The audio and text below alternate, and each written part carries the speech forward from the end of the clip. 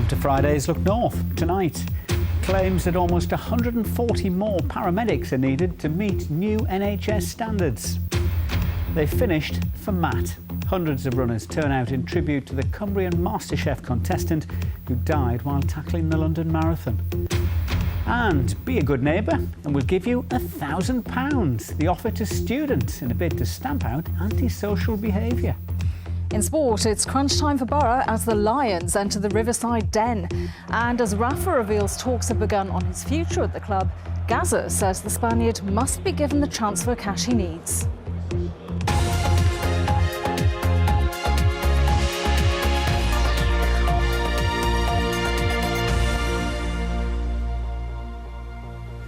In emergency situations, they can be the difference between life and death.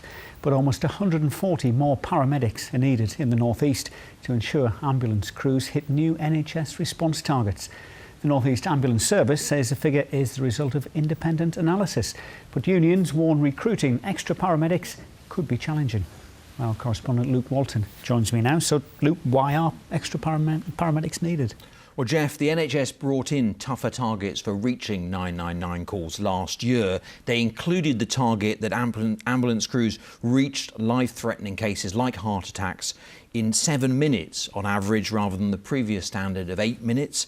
Currently, the North East Service is actually the only one in England to hit that target, but it is missing targets for less serious categories. And of course, the new standards come at a time of rising demand from an ageing population.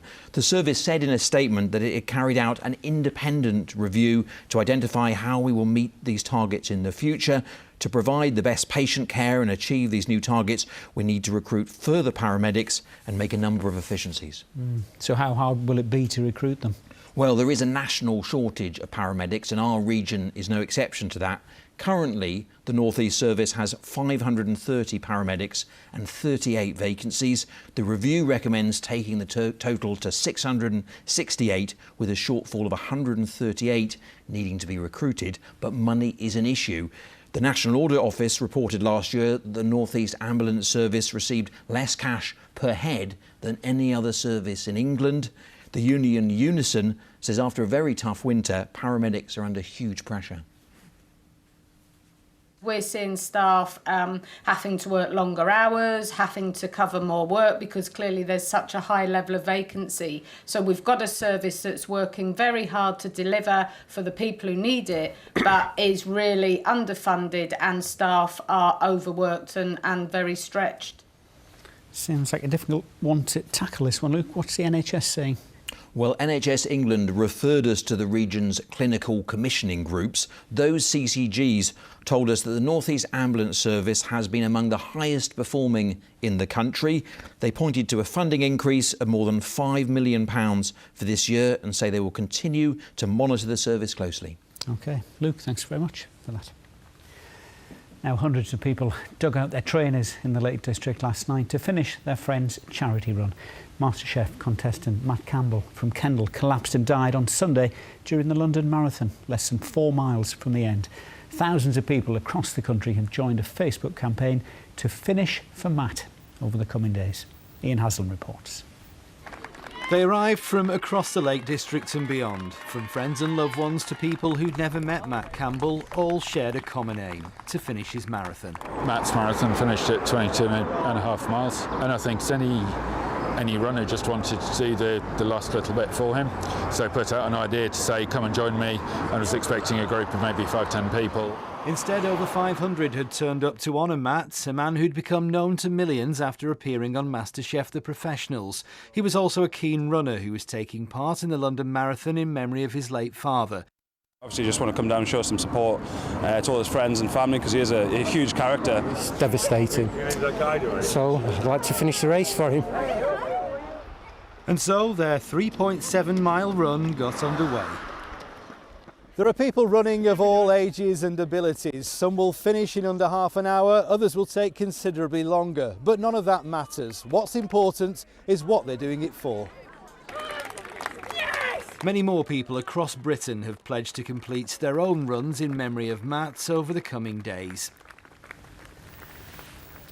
Lovely idea, that.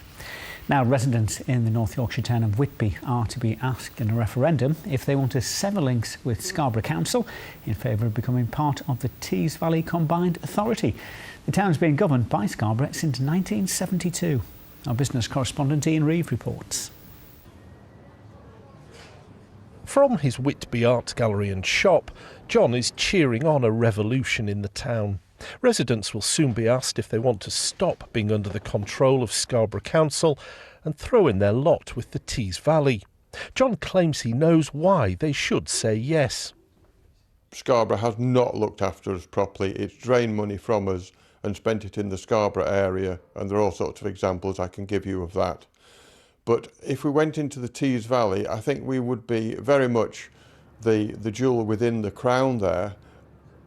They're expanding, they're actually developing things, they're not demolishing things. They're a forward-looking council.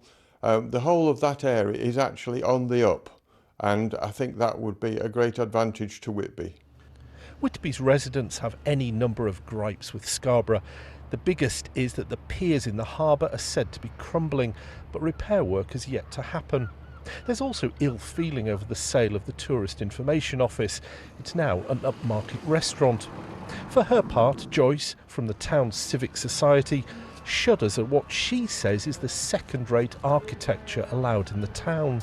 Certainly the harbour is a clear indication of what's happening, particularly the buildings to our left here look more like little sheds. The fast food kiosks that have recently gone up.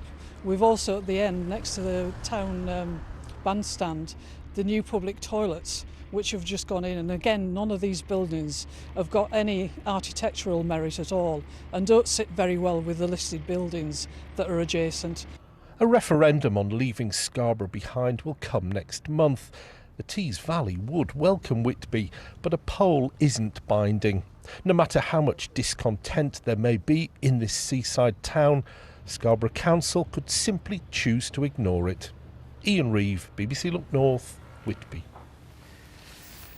Back to a different type of ballot now. Next Thursday, voters will go to the polls in the local elections. More than 250 seats are being contested in councils in Carlisle, South Lakeland, Hartlepool, Sunderland and Tyneside. It's unlikely to generate the same excitement as this summer's Football World Cup, but that hasn't stopped our political editor Richard Moss from getting kitted out to assess the contests. Leave the room now if you don't want to see the results.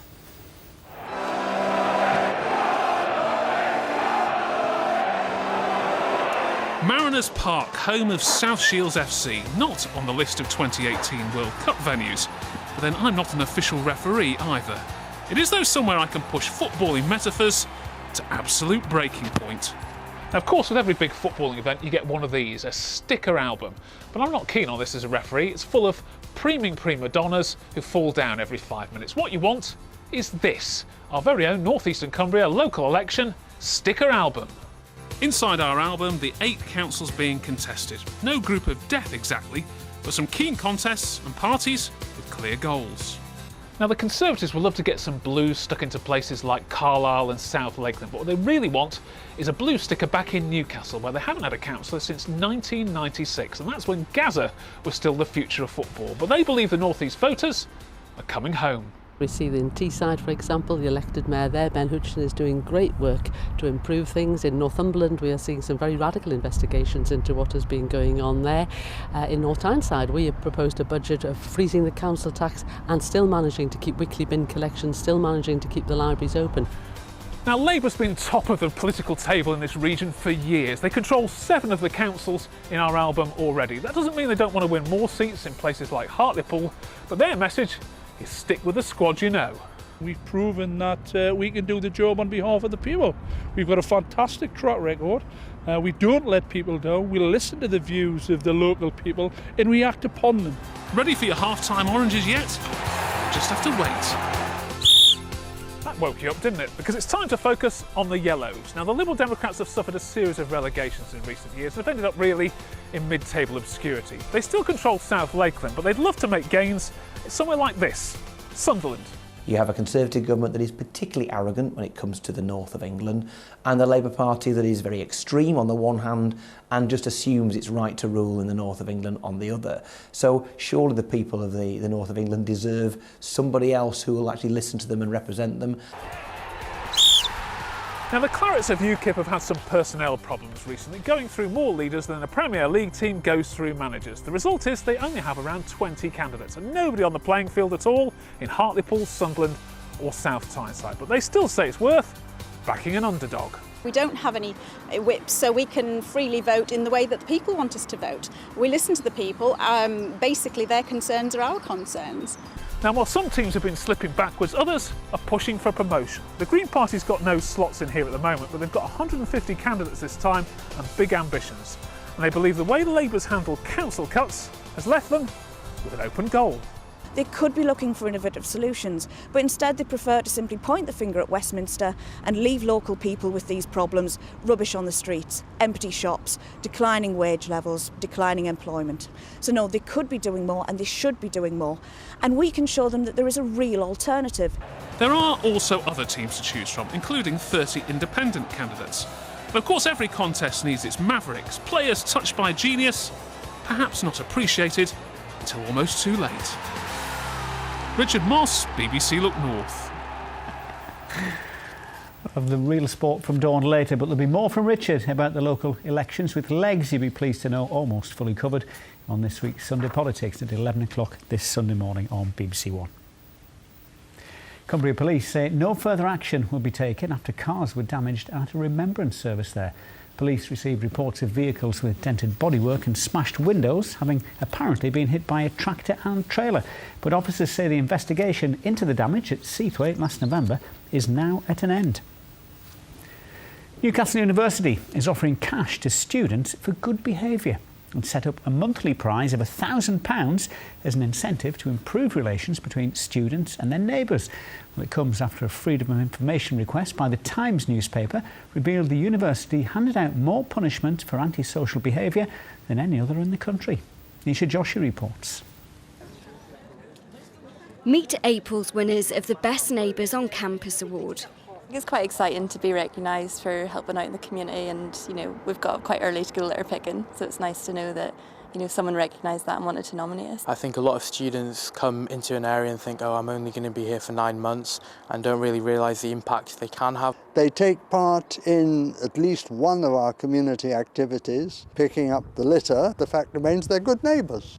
In the Jesmond area of Newcastle, which is really popular with students, at the extreme end in recent years was a complaint about public urination, but most grievances are about things like noise and parties that get out of hand.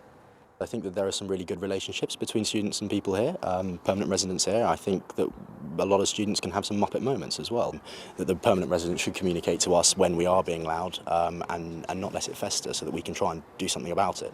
Last year, a Freedom of Information request by the Times newspaper revealed that Newcastle University handed out more punishments for antisocial behaviour to students than any other university.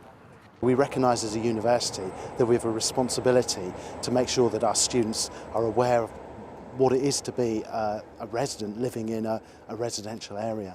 So we'll always come out very high on that table, but it's because we do something about it. The university, students, residents and the police have been meeting regularly to improve community relationships. And one of the things they came up with was this new monthly £1,000 reward, which is funded by Newcastle University. They're not being paid to be good neighbours, they're being rewarded for being good neighbours. I think if students were aware that they had the chance to win some money, I think students will do a lot for a little bit of cash. I think it's just trying to maybe spread that message of respect. What do you plan to do with your money? Well, beyond the pub? No, I think I'm going to Peru in August, so I'm going to save some of it until then. But it's going 6 ways, so I don't know how far that'll stretch. Nominations are open for next month's award. Nisha Joshi, BBC Look North, Newcastle. Interesting. Now, starting a business can be fraught with challenges, from developing the product to finding people who want to buy it. Well, for Durham soap maker Alex Mackey, there's another hurdle to clear because she's almost completely blind. But when Alex left university, she was determined to work, and with the help of her family, she's now running her own successful business. Megan Patterson went to meet her. In her workshop in Durham, Alex Mackey can make up to 100 bars of soap every day. I enjoy the smell, I enjoy doing things with my hands, I enjoy the fact that it keeps your brain going, and I enjoy the fact that I'm giving someone to another person and making them feel better. The business has helped Alex feel better too. Her sight began deteriorating when she was 7 years old and she's had to adapt. I have rod cone dystrophy and it affects me because I can't see colour, I can see a little bit of light and I'm going to lose my eyesight. It affects my life because I need to use a guide dog to go out or a cane to go out on my own. I need to have help in terms of mobility training. An unsuccessful interview at a soap making company spurred Alex to learn how to make her own. Then she persuaded her parents to help with the presentation of her products. It does show what's possible. I think Alex is an extremely determined person and there's no stopping her, and I'm very proud of that. It's kind of surprising really, because I thought she might get a job, or we hoped she'd get a job. I never thought she'd run a business, and I certainly never thought she'd be my boss. Alex is preparing to take part in the Makers Fair in Newcastle later this month, and she's already caught the attention of organisers. She's a woman, which is amazing for us to have, you know, women coming along to Maker Fair, which I think people have traditionally found is very male heavy. She's making amazing things that are hands-on, and she's got a really awesome product. It's great to have people who are right on our doorstep doing awesome things at Maker Fair.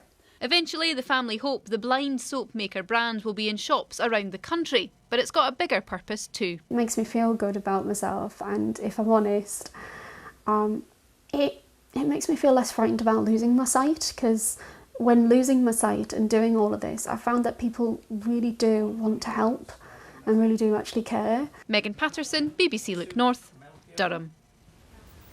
Fabulous. Good luck to you, Alex. Indeed. And on the football front, good luck to Middlesbrough. Oh, absolutely, yes. We really are. There's really only one place to start. It'll be 5th versus 7th in the Championship tomorrow tea time as Middlesbrough and promotion rivals Millwall battle it out at the Riverside. And as you can see, it's really tight at the top. But Borough know that victory would guarantee them a place in the playoffs with a game to spare. Mark Tulip looks ahead. Borough have hit a little bit of form at just the right time. If they can beat Millwall, whose long unbeaten run came to an end a week ago, that'll be a hat-trick of wins against playoff rivals. Tony Pulis has a nice selection headache as well, with Britta Sombolonga's starting place threatened by the return from injury of fellow striker Patrick Bamford. But what of tomorrow's opponents? Since Christmas, the results that they've had has been absolutely fantastic, and the run they've been on. And they'll be looking, to bounce back after the Fulham result. So we know it will be a really difficult game tomorrow. The important thing is that, the supporters turn up and really, really get behind the team tomorrow. I think we've got to make it that sort of cup tie atmosphere. They've been fantastic since I've come here. I think the reaction of the supporters and the way they supported the team at Derby through the 90 minutes was absolutely first class. I'm expecting a big atmosphere. It's great to have two teams with something riding on the game. So, Millwall come here and they have to win. Borough know a win is, they're in the playoffs. So we should, all being well, see two teams who are going for it from the off. Mark Tulip, BBC Look North. Good luck to them. Now, a couple of North East football legends were in the region last night discussing the ups and downs of their respective clubs. The charity event in South Tyneside heard former Newcastle star Paul Gascoigne make a plea for the Magpies to back manager Rafa Benitez with the summer transfer fund. And former Sunderland boss Peter Reid reflected on the problems facing the Black Cats. He saved them from relegation to the league they'll join next year and then took them to heights not seen for almost half a century. So it pains Peter Reid to see the state Sunderland are in right now. Supporters, as we know, fanatical as Sunderland, they don't want to go to games. On the other side of it, if they can get it sorted out at the top and have a great start in the next campaign in League One, I'll tell you what, they'll come in the droves. Tonight they're at Fulham, a former club of the current boss, who Reid thinks is the right man for the job. I think Chris Coleman's the man to do it, but he needs help. So it's no use moaning about it, it's happened, it is really, really disappointing. But there's only one way back, you've got to get your heads up, supporters have got to put the chests out, but more importantly, the manager needs backing, and then the players have got to go out and do the business. No such problems at Newcastle, but Gazza warned his old club they'll need to find the cash to keep Rafa Benitez at St James's Park. You know, they've got to give him money to spend, and you've got to. If you want to match Man City and Man United and teams like that, they've got to give him money to spend. They've got the money as well, so you know he's not going to just buy players for the sake of it. He will buy players for different positions to strengthen the team. So they need to give him the money, you know. Otherwise, they're going to lose an unbelievable manager, as far as I'm concerned. And he also had a message for the club's supporters. Hang in there and things will change, you know. But well done this season, they've done really well, considering what's above them, you know, and the money they've had to spend. And Newcastle, Rafa's been stuck with what he's got, and you know, if he's any short of a few change, I'll give me bank account numbers. Well, Magpies boss Rafa Benitez, who's contracted until the end of next season, has been talking about his future ahead of Newcastle's home game against the Premier League's bottom club West Brom tomorrow. Benitez, who could make a number of changes to the squad following the defeat to Everton, says discussions have already begun and he'd like things sorted out as soon as possible. We have had conversations and we will have conversations next week. So my representatives are talking with Lee Charnley. And that's it. I'm telling you now because obviously everybody or a lot of people, they want to know, but I will not talk too much about that because it's like this. We will have another meeting and we will see how it's going on. Watch this space. The former Newcastle, Sunderland and Carlisle striker Michael Bridges has expressed interest in taking over from Keith Curle, who will tomorrow take charge of his penultimate match before leaving Brunton Park. Carlisle are away to Port Vale and hoping to end the season on a high, despite missing out on the playoffs. And Curle insists that he hasn't been forced out. It's my decision to leave. I've had a fantastic time. I love the city. I love the support that I've been given. I love the backing that I've been given. And I've enjoyed my time here. And again, I walk out a very, very proud man. We had a chat for about 2.5 hours. But ultimately, I've made my decision. I was asked to take the next two remaining games, which shows the respect that the football club have got for me to allow me to do that. But within it, there's an understanding that I've created a pathway now for the next manager to come in, observe what's in place on the playing side, and then they'll be able to feel their way into the football club, knowing that they've got a very competitive team.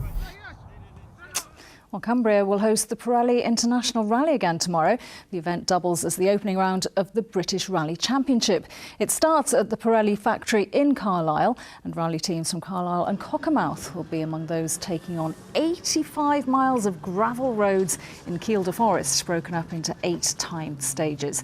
The finish will be at Brampton in the early evening. And in cycling on Sunday, a field of more than 100 elite riders, including the Commonwealth Games medal-winning brothers, Tanfield brothers, will take part in the Klondike Grand Prix at Guisborough. Well, cricket, and it's been a complete washout for our sides away from home in the County Championship. No play possible on day one of matches between Somerset and Yorkshire and between Northants and Durham. And hopefully it'll be a little bit drier for Newcastle women's hockey team, who take on Teddington in the final of the England Over-35s Championship at the Olympic Park in London tomorrow. Indeed, good for them. Yeah, good for them. Good luck to them. We hope the weather's going to be good for us as well. Jen, it's not been very warm though. It hasn't been very warm, and it's not likely to be warm over the weekend, but we should see some decent spells of sunshine, and I think for most of us it will be a dry weekend as well. Today we've had a classic sunny spells, a few scattered showers and a lot of cloud. This picture was taken in Barnard Castle by one of our weather watchers, but just move over to Cumbria and you can see a lot more in the way of cloud here. Still, it was a mostly dry day, and I think over the course of the weekend it will be mostly dry, cloudy and cool, some sunshine, but just 1 or 2 scattered showers around. Now, this is the satellite picture from earlier. You can see where we've had the cloud, and actually there hasn't been too much of it across the northeastern Cumbria, but it has been invading a little bit over the last few hours. This is how things look through the night tonight, though. That cloud starts to ebb its way southwards, so there will be clear spells for a time. The chance tonight of seeing the northern lights for many of us under those clear skies. It will be quite chilly, though, 1 or 2 degrees to take us into Saturday morning, so a widespread ground frost. Gardeners take note. Now, tomorrow morning then, after that chilly start, there will be plenty of sunshine and the cloud will tend to come and go as we head through the afternoon.